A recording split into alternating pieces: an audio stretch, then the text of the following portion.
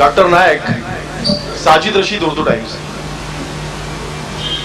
हम लोग एक ऐसे मुल्क में रहते हैं जहां पर बहुत सारे फिरके के, बहुत सारे संप्रदाय के लोग रहते हैं और उसका अपना एक कॉन्स्टिट्यूशन है जिसने लोगों को सजा देने का अपना एक मयार मुकर्रर किया है।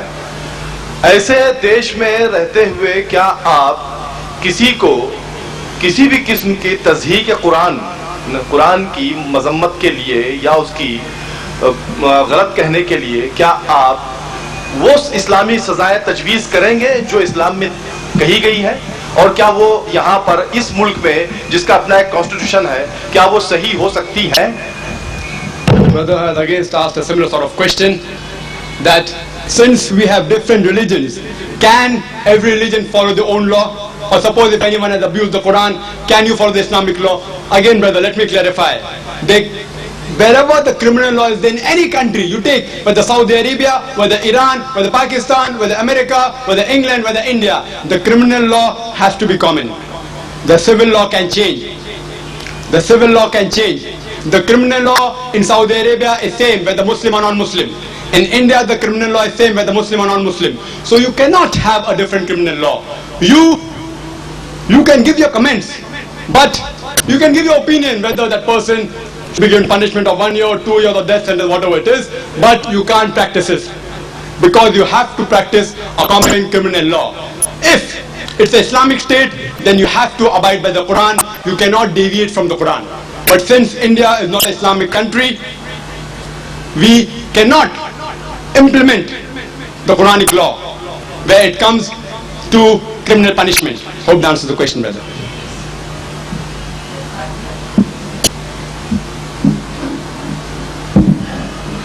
I am Maria Sresh, a religious sister, and I want to ask Mr.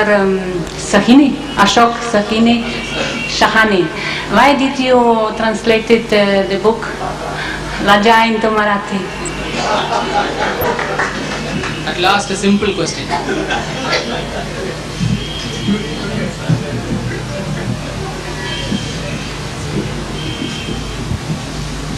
Well, I translated it. One thing is because I like the book. Another thing was it was some kind of an atonement, because Taslima had the courage to write the kind of book she wrote. The minorities being put to trouble, a lot of suffering, torture in her own country, which is a Muslim majority country, whereas almost the same, or maybe to a lesser degree, there may be some difference. The same things happened in the December and January riots in Bombay. But I found that no literary person here, I'm a Maharashtrian, no Marathi author has had the courage to say that it has put us all to shame. Taslima had that courage and she did it.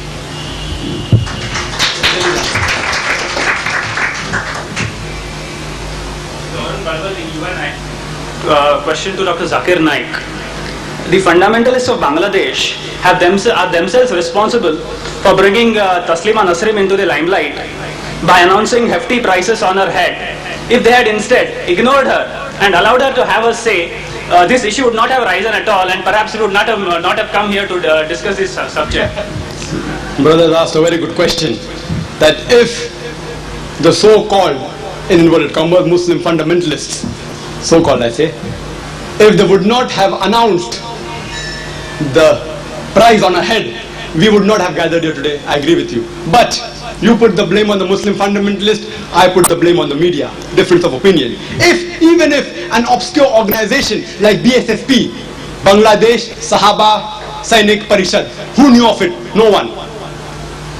Even if the leader of that organization, Maulana Habibur Rahman, and I do know, brother, that somebody has called for a death sentence. If an obscure person, an insignificant organization calls for a death sentence, why does the Indian media has to highlight it? Front page, imagine front page news, according to the High Commission. This is, I'm quoting from Delhi newspaper, according to the High Commission of Bangladesh, he said that the amount of news that the Indian media has given to Taslima Nasreen is not even 1% of the news that's there in the Bangladesh newspaper. So you ask me, are the Muslim fundamentalists to blame? You may blame them. I would say even if they are to blame, or whether they are not, irrespective of that, I believe the journalists of India and the papers of India, they are much more wiser. So they should not have highlighted it, and neither would be here to discuss the matter. Yes, brother. The Indian media has highlighted this issue in order to save her life, because she's the only person, she's a woman and she's helpless in front of all these religious fanatics. So the Indian media is only trying to save her life. That's right.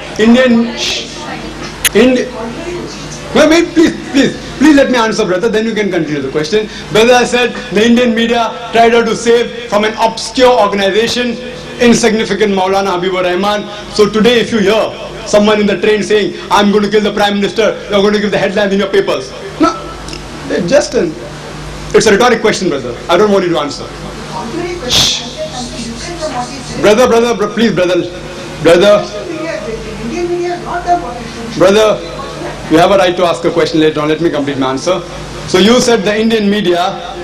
See, that's my opinion. My opinion can be wrong, brother. It's my opinion. I'm not saying my opinion has to be right. Some people in the audience may agree with my opinion, some people may not. So I feel that any insignificant person, suppose if maybe the call was given by the leading organization, then you have to think over it. I'm not commenting on the ban. I'm not commenting on the death call whether it's right or wrong. I'm saying, why did we have to give it headlines? Because for sensationalism. That's what I say. That's my opinion, brother. If you like it, you can take it. If you don't like it, you can refuse it. That's my opinion, brother. Just add a correction.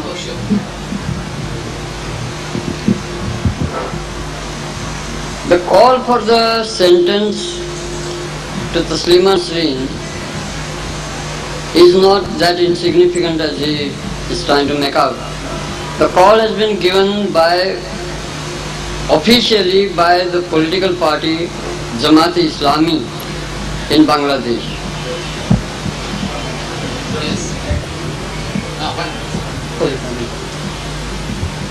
I am Professor Hamza Virani.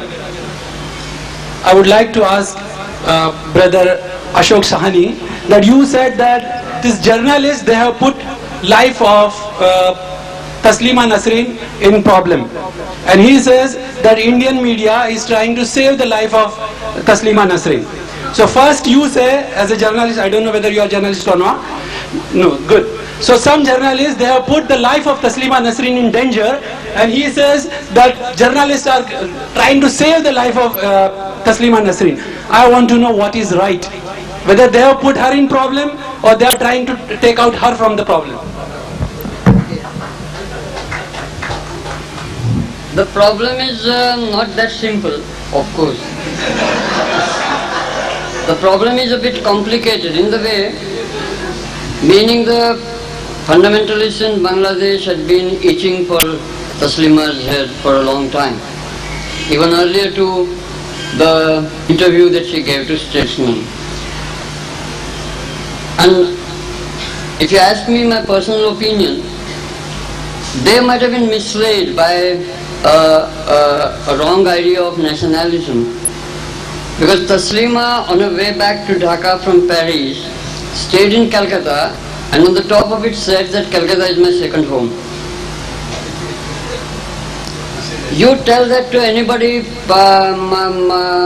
from Shiv Sena in Bombay, for instance. If Imran comes to Bombay and says that Bombay is my second home, and the people in Pakistan are going to be bothered about it, or even if a person like Gavaskar goes to the cancer hospital function, then there's a lot of hue and cry in the newspapers about why should Gavaskar go, and this is all mixed up. That's what I say. It's a bit complicated, but all the same, since the Statesman has not come out with an open apology, or open, unbarred, undeterred apology that they had been the cause, they had been made the cause for this demand, and things would have been different.